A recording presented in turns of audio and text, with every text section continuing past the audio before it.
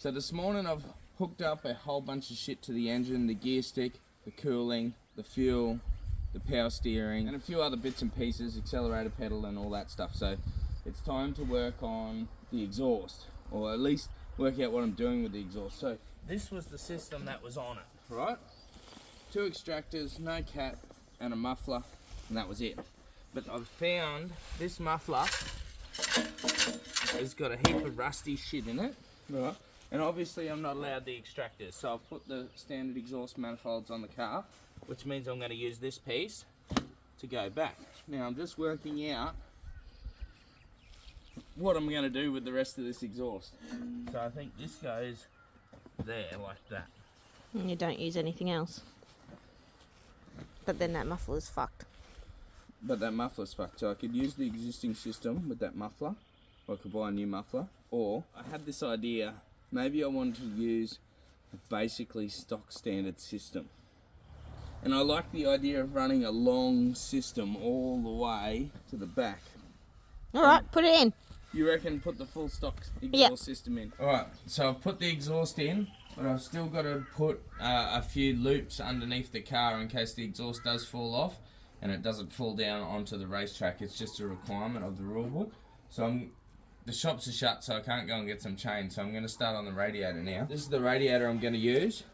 It was in the production sedan, so it's been peppered with a lot of mud and shit. It's actually pretty bad. I don't know if I'll get all those fins straightened out, but one afternoon when I'm having some beers, I'll sit there and straighten all the fins out. But this is a monster radiator. It's pretty thick and it's quite large, and I think I'm going to need a big radiator for this car, so that's why I've got this one.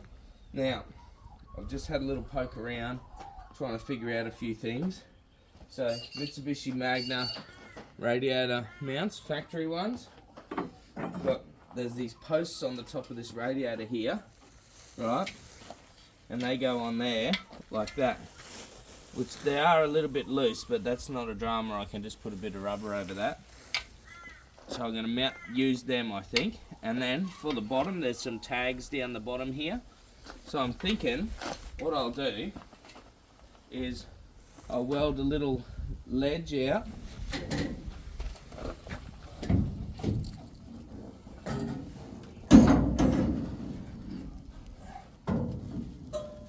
Probably going to have to mount down there.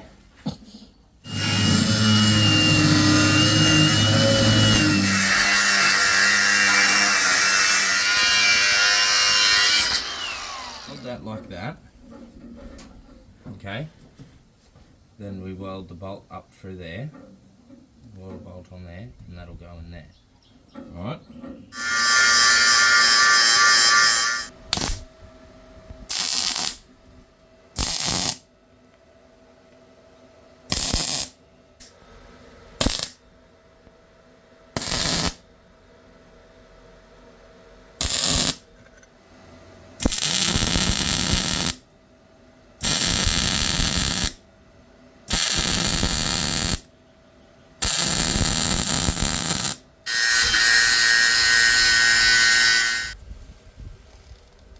Yep. Weld it. Let's tack there.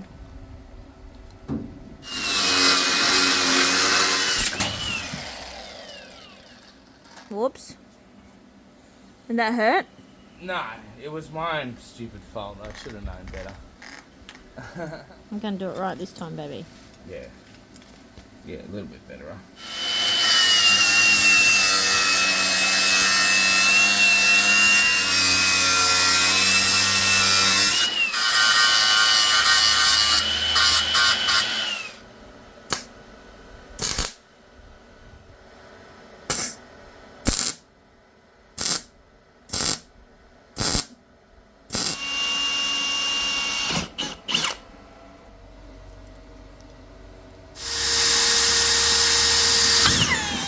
Goes on there.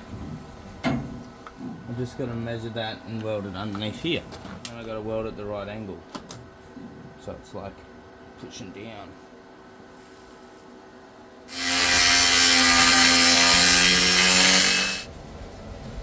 Like that.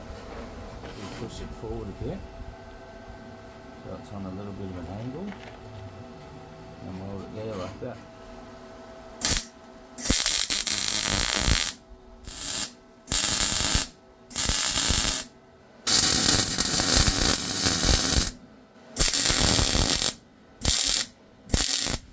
Right, so I'm pretty happy with how this radiator mount's come up. It's not too bad. So I'm starting to work on joining the pipes up. I've worked out a way to join one of the pipes, but the other one, I'm going to need to get a bit extra pipe to reach over the other side and get it up to the top. That long is how we want it really, isn't it? Should I chop this one or that one? That one. This one? Oh, no, the other one. This one? Yeah, because the hose clamp's already off.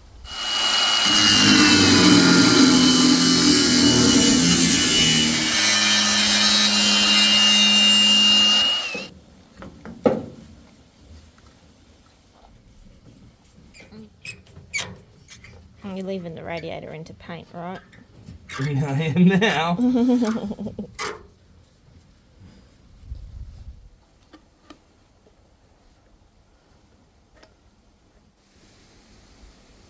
Righto. So I'm just admiring the work here. I'm very happy with that mount on the radiator. And we've hooked the hoses up. We don't have quite enough of this stuff to continue covering the hoses. We got most of the way there, and a little bit here and a little bit there, and we'll have all the radiator hoses covered. But we've got to go to the shops and buy some more. It's obviously Sunday, so I can't. So, oh, here I've got to make a mount too for this. See this here? I can't have that swinging about while I'm racing, so I'm just gonna weld a little tag off of that pipe down to there and try and attach it somehow. Right, so I welded my little tag on here and bolted it. So I welded a bolt there and welded a tab off, and that's all solid mounted now. But I tell you, I'm just about sick of fabricating. Well, I am sick of fabricating for a day, so I'm gonna just leave this fabricating work for another day because there's still quite a bit to do. I've got to do seat mounts, window net mounts. I've got to mount the box for the wiring, like the ECU, and there's a whole bunch of other, and the fans too, front bar work. There's still a fair bit of cutting and welding left to do, so I'm just going to leave that alone for a while, and I'm going to grab the wiring harness out of that car and start tidying up and installing it into this car. That's just a nice casual job for the afternoon. And we get to hear it running. Maybe, we'll hear it running maybe. It'll be a little bit of work yet. Fuck, that is a bird's nest. Right, let's try and uninstall it from here. I see there's a earth bolt there, and these relays are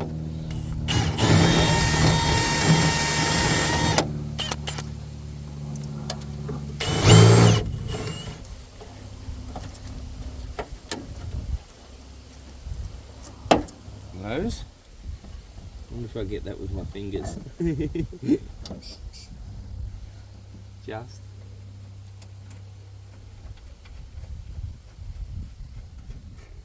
I won't be wiring that back to there.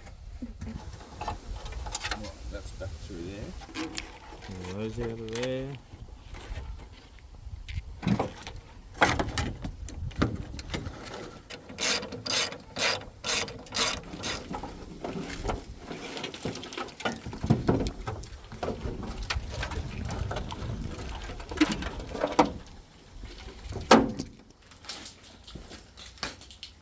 Go in this loom somehow. Wire that back through this loom. That part's got to goes on the passenger side. That part goes on the passenger side as well. This one goes on the driver's side. Oh, on the passenger side I mean. That I mean driver's side, passenger side. Right. So from there and there has to feed through the firewall. All of that's got to go through the firewall.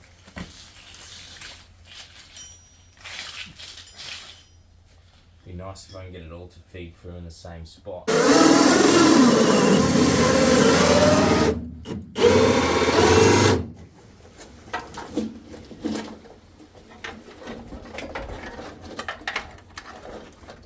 This was the biggest plug.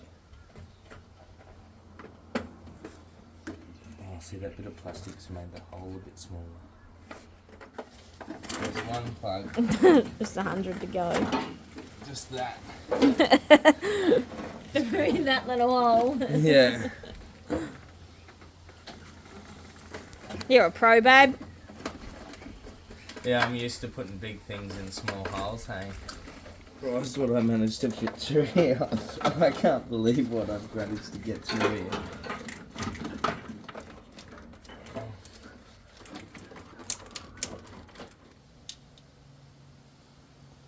Now I gotta figure out where it all goes. This dangly one is my dodgy coil wires. That goes on there. And this one, apparently you don't have to run this one plugged in. Well, it goes to the other plug on the throttle position sensor. This one does go in somewhere. So I'm going to pull this dodgy shit off of here, because that was there and that's how I had it running. Obviously that's no good. This wire is a live wire. So I'm going to pull that plug off, cut that plug off here, extend those wires so then it sits down a bit nicer. This wire here goes to this power wire here. So I'm going to wire this power wire into the actual wire, not have just some loose fucking bit of shit hanging over the top to make it work. And this wire here for the coolant temperature sensor is pretty much just routed, so I'm going to cut that off too and rewire an extension on there so it can reach down to the coolant temperature sensor. That's the plan. Let's do it.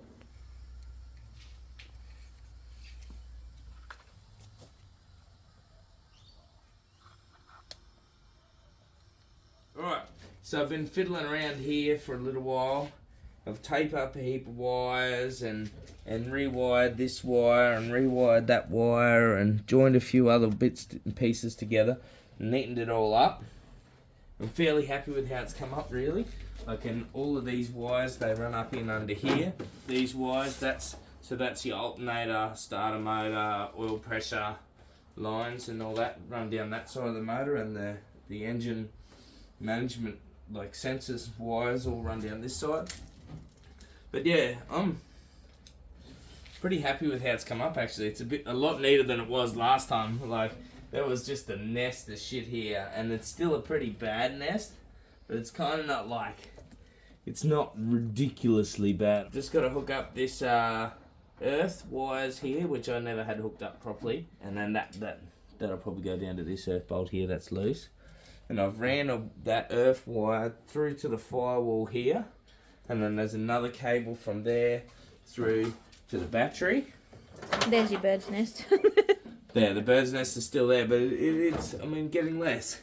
So yeah, that's your negative to the battery, and the positive to the starter motor is here. That goes through the firewall now, and the coolant temperature gauge is there through that one. So there's 3 sections that go through the firewall for wires and stuff. There's a lot of shit that goes in the front of this thing. Not like it seems like the Commodores and the Falcons just need one little bit of goes through and it goes everywhere. But this has got 3 lots. But anyway, so we've only really got a bit of a nest here to sort out, and a bit of a nest there to sort out, which is not too bad. I'll probably nearly rewire most of that because it's all got the wrong length wires and shit like that. Buy a heap of little spadey bits and little round eyelets and stuff and chop it all off and get it all the right length and make it neat. Okay, so I've got this wiring nest smaller and smaller. I've got a few bits and pieces here that I've got to sort out. These power wires for these relays. I've put some nice bit of cory over this wire that goes down to the battery, and a nice bit of cory over this here that goes to the alternator. So that's all nice and neat and protected now. These are my ECU plugs, and I've got this container here which will probably go there like this or like that somehow. And these wires will go in there, keep me relays out of the dust and shit. They'll also go in there as well with the fuses that go in there.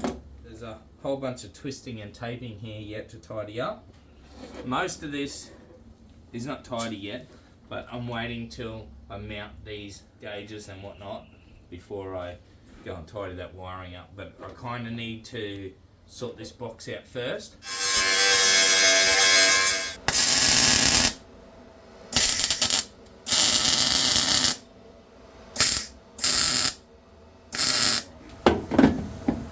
That sits pretty good already. It doesn't even really need this one.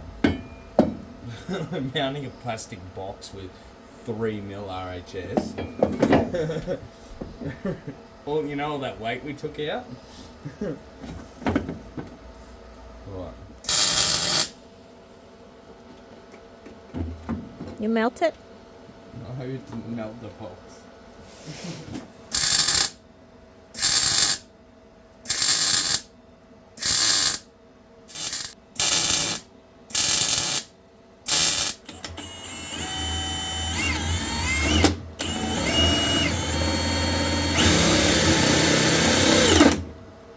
It doesn't cut it. It drills through steel faster than it drills through this plastic.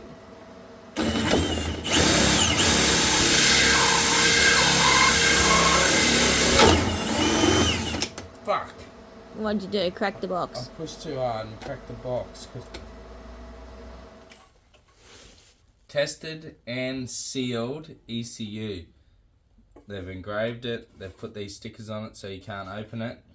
Put a sticker there. So this is sealed and approved to use in a Mitsibishi Magna street style. Right.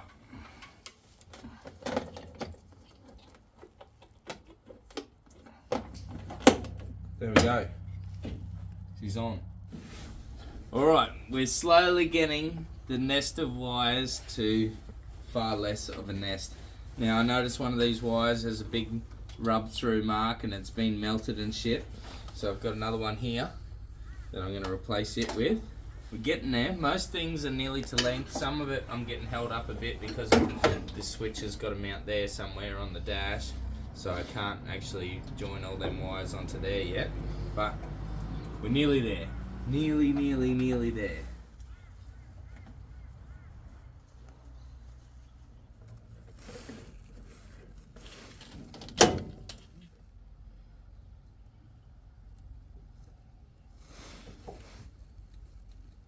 There. Oh yes, slippery dog.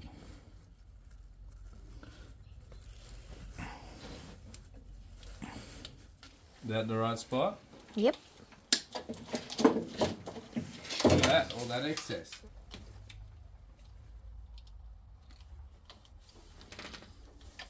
Ugh.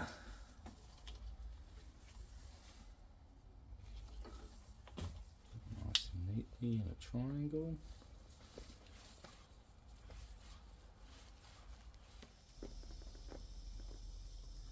Just a little bit of solder in the end of it. In there. There we go. Look at that. Look how fucking tight it fits in there.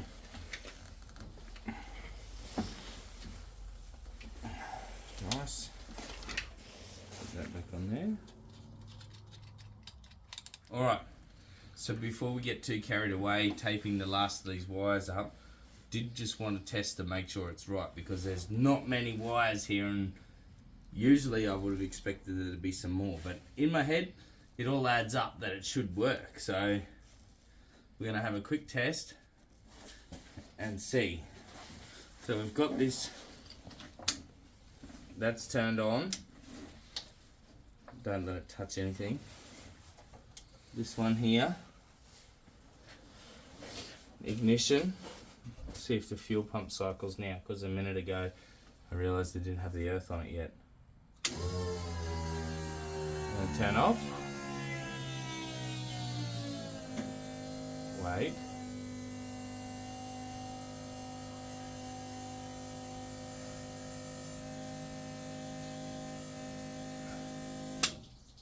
It's pumping it out on the ground. Why? But it should have turned off. Okay, well that tells me not only is the fuel pump working, but the ECU is working because the ECU tells it to pump. Now, no coolant in it, so and the fuel return line's not hooked up. So if it does start, it's going to run for like 5 seconds, and I'm going to turn it off. What's the chances of it running? I just don't know if it'll even go. Ready? You got to turn your fuel pump on, don't you? Oh, yeah, I got to turn the tap on. Good point. Ready?